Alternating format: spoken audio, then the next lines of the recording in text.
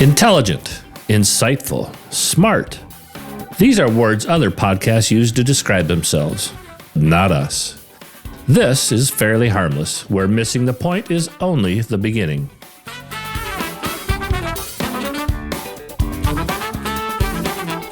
With musical accompaniment provided by the Boston Horns. East Coast Funk.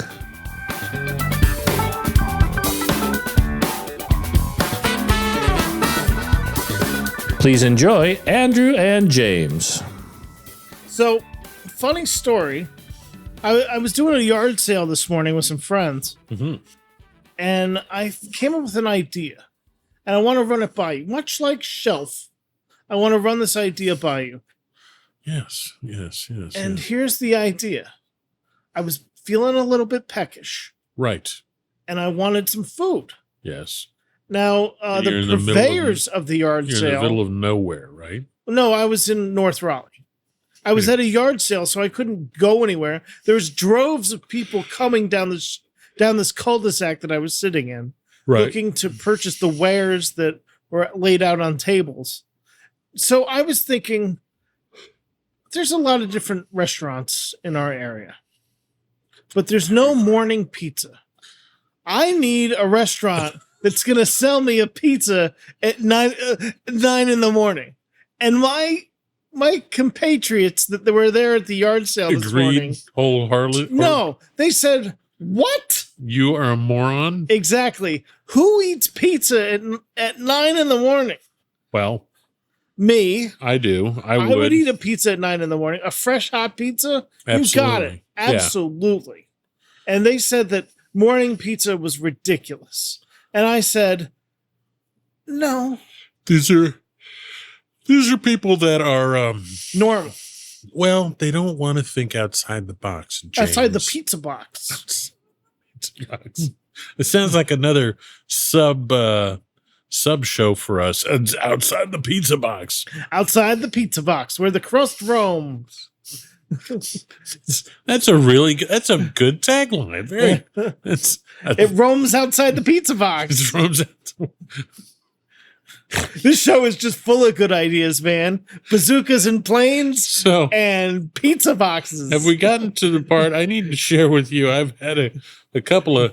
Well, you said was that your really good idea that you had for a bit? No, that's at home. I can't remember what that was. It's at home. What do you mean it's at home? I wrote it down on a Post-it note, and I stuck it to my computer. You never did. But I was leaving the house today, I was like, I gotta go back and get that Post-it note for that hilarious bit, and then I forgot what it was. On a Post-it note of all things. I know. I'm trying to remember what it was. Makes no sense. Why? Oh, I remember what it was.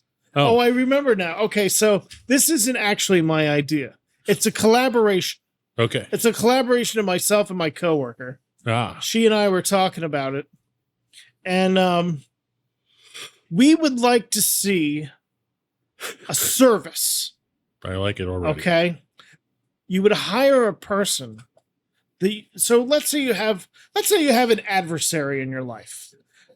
But you want to insult this person in a way that you feel satisfied they've been insulted, but they have no idea who insulted them.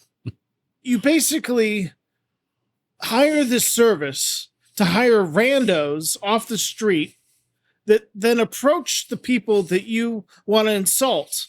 And they, "Hey, stupid person, you're stupid," or something that's very direct and they would recognize very much about their lives, and it would be offensive to them.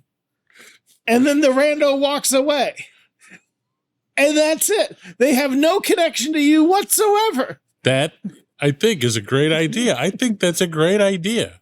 And you would pay this service. The service would pick out some rando. They'd get a message like, hey, go insult Mr. Joe Smith on the street. He's going to be at this location. And then get out of there.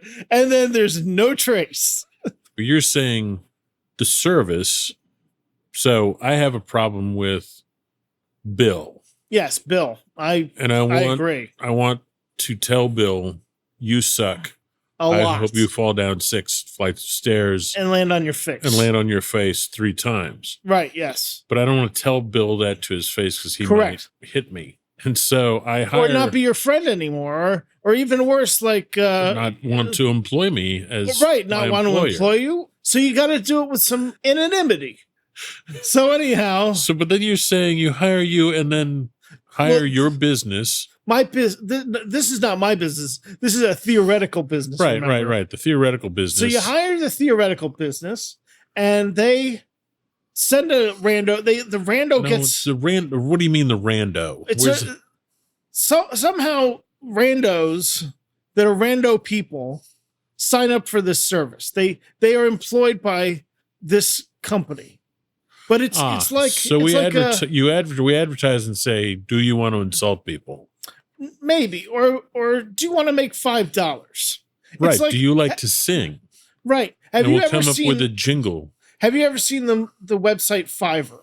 It's basically Fiverr for insulting people. It's a quick gig job. Gotcha. All right. So they're not completely random. They're randos to you, Absolutely. And they're randos to the guy you're insulting. Got it. Or female that you're insulting. It doesn't matter. Right. They'll judge insult. you. They do not judge. And so they go up and they knock on your door and they say, hello, you're a tiny person with a tiny little penis. No, that's never going to happen. I think that's great. I'd love to be able to. That's a horrible thing. I want to send that to you. Your target, your mark. You have your mark. And you find this mark in like a public place, or maybe he or she is leaving the job for the day. Bill, we're talking about. This is Bill. So Bill is leaving the job for the day, or maybe Bill is coming out of the grocery store, and the rando just walks up to Bill and says, "Hey, you look stupid," and then or does something that Bill specifically might find offensive, and then walks away. Now, is the rando giving a? Is he saying or doing something that I have directed? Go up to Bill and say, oh, yeah. You as the service get to tell the rando exactly what to say. Right. And that's the whole thing. I mean, otherwise it's just some random insult. But if you say it in a way that keeps your anonymity. I think it's a great idea, but I think they're going to be... Oh, there's some caveats to this. I think there may be an increase in murder and or assault. Well, see, now that's the problem. The rando takes that into... Right. They're taking the chance. But do they need to make a quick $35 or $40? Right. It may have to be more money. It depends. It depends. It depends on the level of the insult. I think random insults... The caveats, the problems. Have you figured out solutions as well? No. I mean, you got to remember, this was a passing thought between two people during a workday. Who said this is a great idea. And did you mention to this person, I think I'm going to bring that up on my podcast. No, because silliness. No, I did not. Does your coworker know that we have a podcast? No, I don't think anyone knows. No one of importance knows. I've told my coworkers, several of them want to be guests. I think they're curious about what I'm like unrestrained. Well, because I say some ridiculous shit in the office. At my old job, it was pointed out to me that I had the ability to really say the wrong thing at the right time. The ridiculousness of the things I would say. It's amazing I got to keep my job, frankly. And it's a good thing I now work from home so that I don't have those opportunities anymore. I can still say them, but there's there's usually the target opportunity is less. There's nobody in the vicinity to hear the horrible things that come out of my mouth. Right. I have some things if you some of your bits. Yeah. Well, what do you think this insult service. I think the insulting service. I really like that. I do. There's some serious hang-ups. It's a real dangerous service. I don't think it would last very long. I don't know. I think the opportunity. I think. But I mean, okay. So remember the 90s? Let's go back 30 years. There was a person. Well, let's say his name was Gil Bates. Okay, Gil Bates, and he was in another country, attending a conference, I believe, and somebody came up to Gil Bates and hit him in the face with a pie. It was hilarious. Really? Did this really happen? This really happened, yes. And he takes it off his face and then they tackle the guy or something. I don't know. Right. But yeah, so that actually occurred. I don't think but that's basically assaulting someone. Sure. That's a full-on assault. Yes. Which would be prosecuted to the fullest extent of the law. Assault with a deadly pie. Confectionery. Yes. A confectionery attack. Confectionery attack. Anyhow, does the pie wish to make a statement? I like the concept. I really do. The concept is good. It holds, and I think it may work because we have developed a subgeneration of passive aggressive. Yes, it's very passive aggressive. I don't know if I can say this word. I suppose jackasses, asshats, who they're not only passive aggressive, but they're, they communicate via their phones. Yeah, there's not. We don't actually communicate with people anymore. We've become. I was just wandering through a restaurant or cafe the other day, and I thought how strange it is that. I mean, people are just looking at their phones all the time. You know, you can't go anywhere without people, the two people on a date looking at their phones. Person with a baby and a mom and a dad and food, and they're looking at their phones, and the toddler's looking at an iPad. Right. I know for a fact that half my life I didn't have a cell phone that had a giant screen on it that entertained me. Think, I used to do something with my time. Hard to turn off those emotions of, what's the word? The instant gratification emotion. Well, there's the instant gratification. I think a lot of that's taken care of by some other websites. Yes. But I know that's why the screens got bigger as time went on. Right. But I think the desire to personally piss someone else off, I think that's strong. I think there may be a real market for this. And it doesn't even have to be a song. Just, show up and say, Bill, you jumped up jackhole. Right. I mean, that's sort of true. Yeah, but, you could walk up to a person and be like, you suck at life, Bill, and then just walk away. The human body is comprised of 106 bones, but for some reason you appear to have 171. And many of them are converged upon your face, boy. Yeah, I don't know. It's just a passing thought. What do you got for me this week? So I swear I can't remember who this person was. I can't remember who the person was telling me about this. They suggested a laugh track. On Fairly Harmless? Fairly Harmless. Oh my God. Is that a great friggin' idea? I think that's great. Like a 90s laugh track? On Seinfeld? But, not just a laugh track, right? But, you say something and then you hit a button and it goes, ooh. Like a whole group, 6 people. Ah. Or say something and then it would be like a crappy sound radio station. Right, exactly. It'd be like a crappy 90s radio station. Dun, dun, dun. We just need a soundboard. Apparently, yes. I think that could be accomplished. And you would have to learn how to operate it and then show me. Wait, I wonder if GarageBand can make that happen.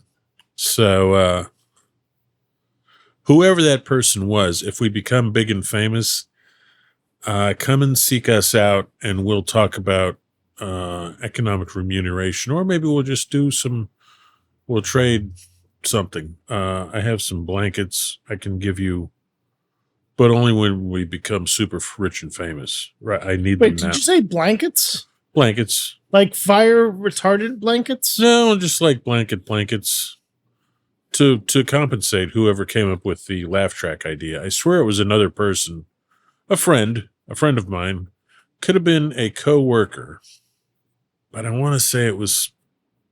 I can't remember. It could have been a Schwa. It could have been Ed. But somebody said, laugh track. And I thought, oh, absolutely. That sounds like a great idea. There are such things. I'm looking at them right now.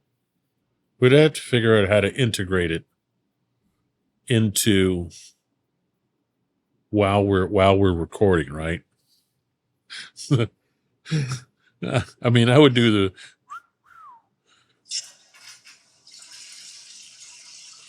Is that a toilet flushing? I think so. There we go. My dear James, what a big head you have.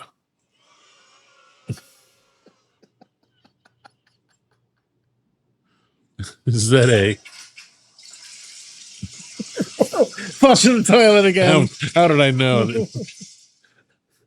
All right, give me some weird cereal to work with here. Is that You're a just sitting there and like parakeet in your pocket, or are you just happy to see me?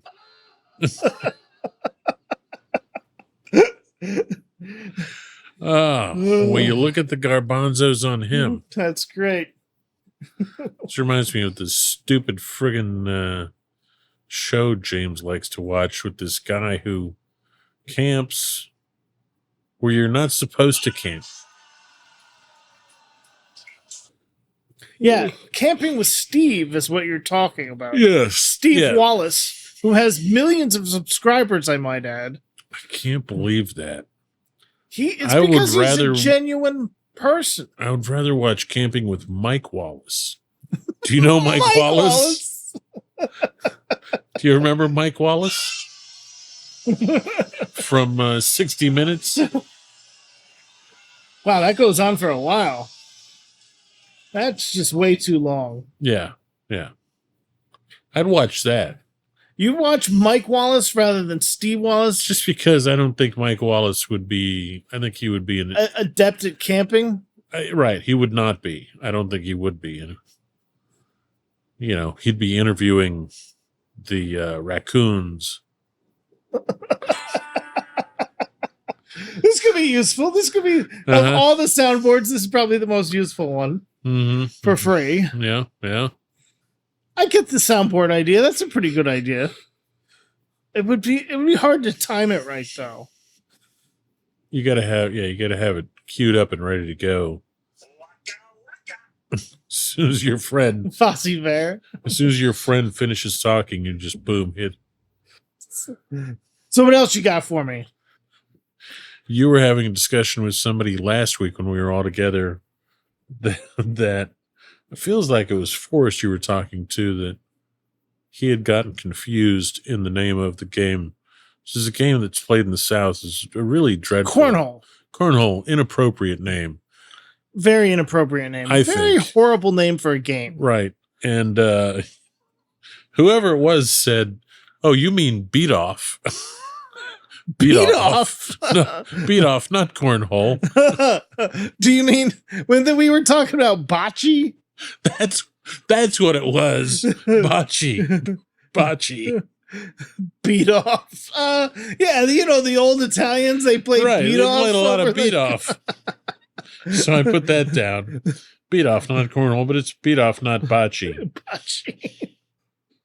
And then the other one is the dog was talking about bromating, which is apparently something that I think it's like chewing your cud or something. I don't know what chewing the cud, hell chewing it is. The fat.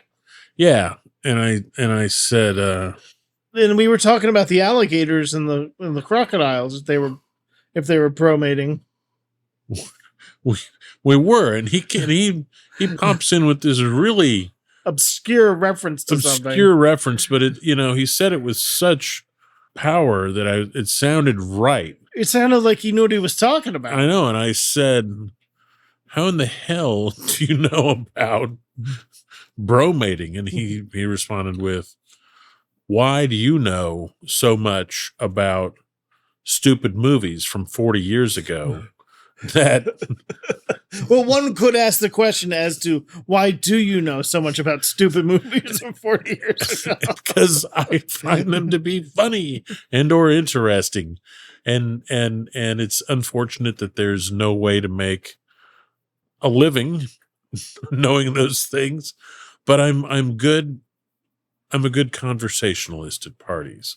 Yes. If I can direct it away from you talking about whatever the hell it is you all do for a living. I want to talk to you about the yard sale that took place today. Feels like we've talked about this already, but please. Well, you know what was funny was some of the items that were for sale didn't get sold.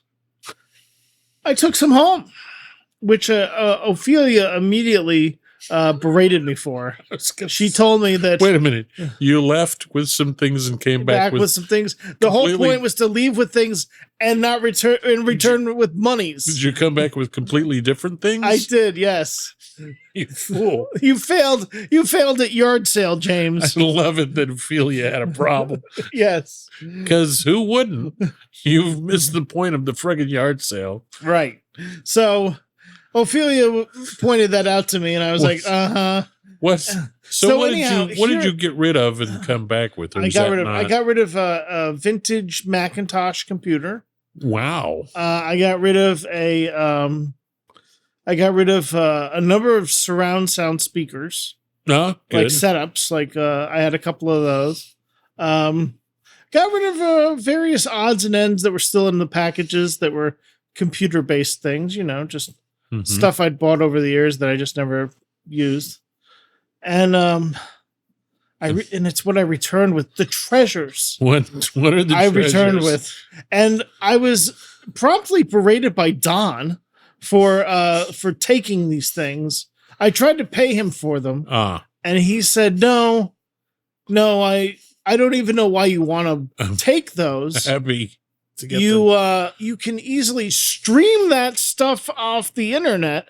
And I said, Don, these DVDs have to come home with me. Oh no! What were the DVDs? Fletch. Fletch, good movie with Chevy Chase. Yeah, I know Chevy Chase. I don't remember it well enough to... I thought you would be proud of me that I got a copy of Fletch. I don't know. I probably need to watch it again. Well, you now have the opportunity. Now I can. Because guess who owns a Blu-ray player? Oh. This guy. Why? Who knows? You got a Blu-ray player? Yes. I already owned them. I already owned it. Oh. I didn't get it today. I'm one of the few people that is holding on to old technology. Beth was able to get rid of Pet Rock Collection. $120 vacuum. No, a $1,200 vacuum for $20. I don't think she understands economics. No, you don't understand tag sales. Well, they don't call them tag sales here. They call them yard sales. You don't understand the yard sale mentality. That you have to. There's a whole thing online about this, about how yard sales have to be 10% and at most 20% of the original cost of the item. Oh, forget that. No. So I let go a vintage Mac for $20. When I probably could have easily gotten $150 to $200 on Facebook Marketplace. But here's the thing. I don't want to deal with that hassle. That's a pain in the ass. Yes. And then you gotta lug it out to some supermarket shopping center. On the off chance that you can be murdered. Right, because you don't want them to come to your house. By this Jeffrey Dahmer wannabe. Right. And you don't want that. So you try to get rid of as much stuff as you can, but here are the treasures I came home with. Yeah. Fletch. Right. I came home with the Tao of Steve, which is a great freaking movie. I was hoping you've never seen it so that we could watch it together. I've heard of this word Tao and Steve. And of the PCU, great movie about the coming of age college up in Connecticut. Great movie. And then I got the Yule log on DVD. The actual Yule log. Like, do you remember the Yule log? Wait a minute. Wait. From the 70s, where they used to play the Christmas music and the log would burn. That was on TV. Do you remember? Not in the 70s. They never did that shit in the 70s. Yeah, they did. You are high. No, I am not. It was in the 70s and 80s. You weren't even alive in the 70s. You were barely coherent in the 80s. Well, listen, my father used to love to drink and watch the Yule log, okay? So, trust me, He was it's around. hallucinating. No, I'm going to look it up right now.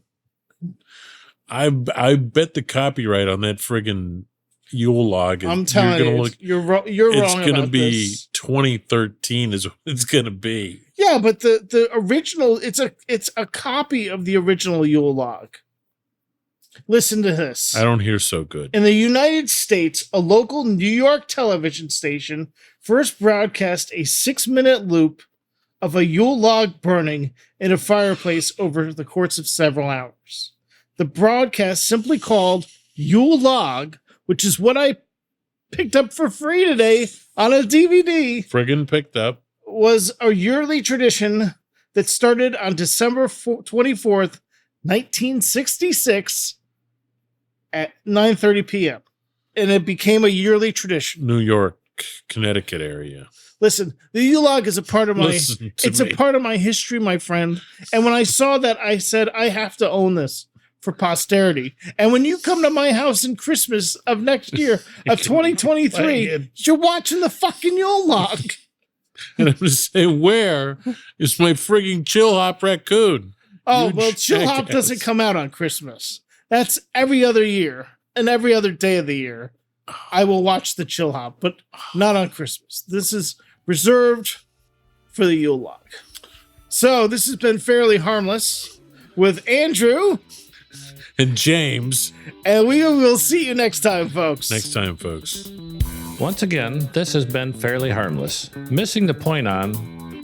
Wait, what's the point?